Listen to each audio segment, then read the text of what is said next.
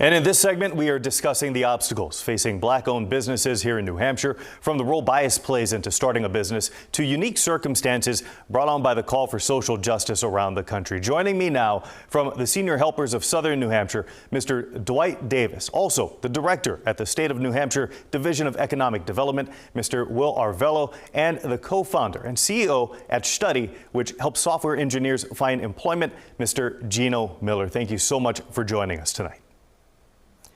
Let's start off with this. It is well documented that there is a significant gap in our state's diversity, which is more than 90% Caucasian. However, the landscape is changing. Mr. Arvello, let's start with you. What sort of evolution have you seen across New Hampshire, and how is the state looking to change the narrative over what it can offer Black-owned businesses? I can tell you that in my 15 years or so of being in the state, I've seen a lot of change. Used to be that it would be rare for me to see a student of color at the college. You have to put all of that into the historical perspective of New Hampshire, is that New Hampshire has been predominantly a white state.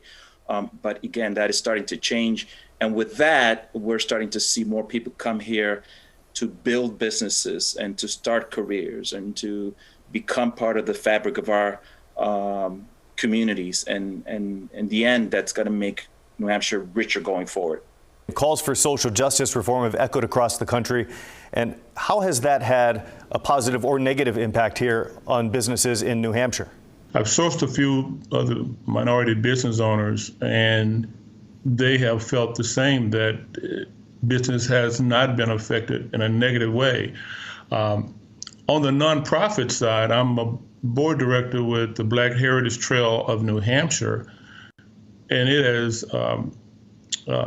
gained tremendous support, financial support and otherwise, people being curious, wondering, what can I do to be of help to increase inclusion, to be a part of this diversity movement. You connect New Hampshire employers with software engineers of color. Now, when speaking with these companies, what are some of the benefits that you highlight for your clientele? And as companies diversify, are there any sort of infrastructure recommendations that you make? People know the benefits of a more diverse and inclusive workforce. Again, it's more revenue, it's more innovation. Even candidates who are also white say there are statistics out there that show that they say that they would be much more likely to work for a diverse company over over a less diverse competitor. Are you willing to commit 100% from a financial standpoint? And what internal resources do you have to specifically support certain people coming from different backgrounds? Because Black folks may not need the same resources as Hispanic folks, or people coming from the LGBTQ community may not need the same resources as women. Some people take offense to calls for supporting businesses owned by people of color, as though it excludes those who don't fit that bill. What do you say to those folks? It's a fact, and it's undisputable, that any community that is diverse and rich and draws from all of its community is a stronger community, economically, socially, education-wise, in governance. That is a fact. It can't be denied.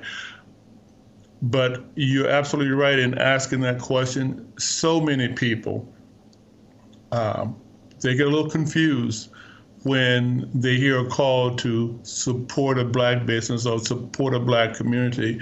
They feel wrongly that people of color is asking them not to support other communities, other businesses, in favor of the Black business.